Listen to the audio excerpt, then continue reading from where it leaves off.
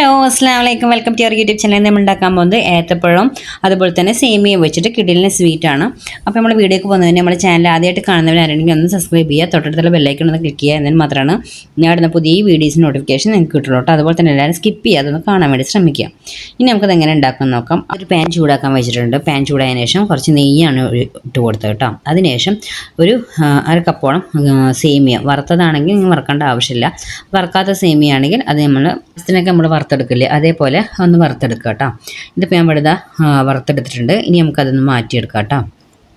മാറ്റിയെടുത്ത ആ സെയിം പാനിൽ തന്നെ ഇനി നമുക്ക് കുറച്ചുകൂടി നെയ്യ് ഇട്ട് കൊടുക്കുക. അതിന് ശേഷം നമ്മൾ ഒരു ഏത്തപ്പഴമാണ് എടുത്തിരിക്കുന്നത്. ആ ഏത്തപ്പഴം ഇതുപോലെ ചെറിയ ചെറിയ പീസാക്കണം. കട്ട് ചെയ്തിട്ട് ഇതേപോലെ ചെറിയ പീസാക്കി എടുക്കണം കേട്ടോ.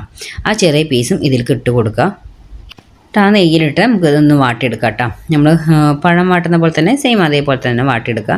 ഒരുപാട് വാടി അവിടെ ഉടഞ്ഞു പോകേണ്ട ആവശ്യമില്ല കേട്ടോ. വാടിയതിന് ശേഷം കുറച്ച് ഷുഗർ ഇട്ട് കൊടുക്കുക കേട്ടോ. ആദ്യം ഒരു 2 ടേബിൾ സ്പൂൺ ഷുഗർ ഇട്ട് കൊടുക്കുക. എന്നിട്ട് ഒന്നുകൂടി ഒന്ന് മിക്സ് ചെയ്ത് കൊടുക്കുക കേട്ടോ. ആ ഷുഗറും പഴമൊക്കെ ഒന്ന് മിക്സ് ആവുന്നവരെ ഒന്ന് ഇളക്കി കൊടുക്കുക. ഇവിടെ സെറ്റ് ഉണ്ടായി. നമുക്കിൽ നിന്ന് പാനിലെടുത്ത് മാറ്റട്ടെ. ഇനി നമുക്ക് വേണ്ടതെന്ന് വെച്ചാൽ ആ സെയിം പാനിൽ തന്നെ നമുക്ക് 1/2 ലിറ്റർ പാൽ ഞാൻ എടുത്തിട്ടുണ്ട്. ഫുള്ള് പാൽ ഇതിലേക്ക് ഒഴിച്ച് കൊടുക്കുന്നുണ്ട്. അതൊന്ന് ചൂടായതിന് ശേഷം ഇനി ആവശ്യത്തിലുള്ള മധുരം ഇട്ട് കൊടുക്കുന്നത്. അത് നമ്മൾ മധുരം ഡിസേർട്ടല്ല അത്, അപ്പോൾ അതിന് അനുസരിച്ചുള്ള മധുരം ഇട്ട് കൊടുക്കുന്നുണ്ട് കേട്ടോ. ഇനി അത് കൈ എടുക്കാതെ തന്നെ ഇളക്കി കൊടുക്കും. പാട കെട്ടാൻ പാടില്ല. ഒന്ന് ഇളച്ച് നല്ല തിള വരുന്ന സമയത്ത് നമ്മളിവിടെ വറുത്ത് വെച്ചിരിക്കുന്ന സേമിയ ഇട്ട് കൊടുക്കുക കേട്ടോ. സേമിയ ഇട്ടതും അപ്പോൾ തന്നെ ഇളക്കി കൊടുക്കുക. അത് കട്ട കുത്താൻ പാടില്ല. നന്നായിട്ട് ഇളക്കി കൊടുക്കുക. എടുക്കാതെ തന്നെ ഇളക്കി കൊടുക്കുക കേട്ടോ.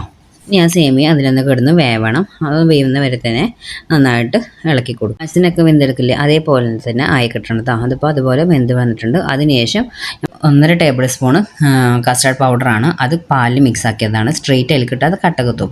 അതുകൊണ്ട് കുറച്ച് പാലിൽ മിക്സ് ചെയ്ത് നമുക്കിതിൽ ഒഴിച്ച് കൊടുക്കാം കേട്ടോ.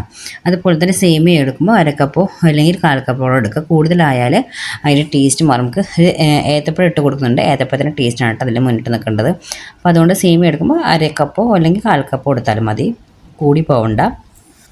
ഈ കാസ്റ്റർഡ് പൗഡർ ഇട്ടതിന് ശേഷം നമുക്ക് നന്നായിട്ട് മിക്സ് ചെയ്ത് കൊടുക്കുക കേട്ടോ. കൈ എടുക്കാതെ തന്നെ മിക്സ് ചെയ്ത് കൊടുക്കുക, അല്ലെങ്കിൽ അത് പെട്ടെന്ന് കട്ട കുത്തും. നന്നായിട്ട് മിക്സ് ചെയ്ത് കൊടുക്കുക. ആ മിക്സ് ചെയ്തതിന് ശേഷം നമ്മൾ വാട്ടി വെച്ച ഏത്തപ്പഴം ഇതിലേക്ക് ഇട്ട് കൊടുക്കുക കേട്ടോ. എന്നിട്ട് മിക്സ് ചെയ്ത് കൊടുക്കുക. നമ്മൾ ഇത് ഉണ്ടാക്കുമ്പോൾ തന്നെ സ്റ്റാർട്ടിങ് മുതൽ ലാസ്റ്റ് വരെ മീഡിയത്തിലിട്ട് വേണ്ട ചെയ്യാണ്. കൂട്ടി വെക്കരുത്. ഫ്ലെയിം മീഡിയത്തിലിട്ട് തന്നെ എല്ലാം ചെയ്യുക. അത് പെട്ടെന്ന് അത് കട്ട കുത്തും.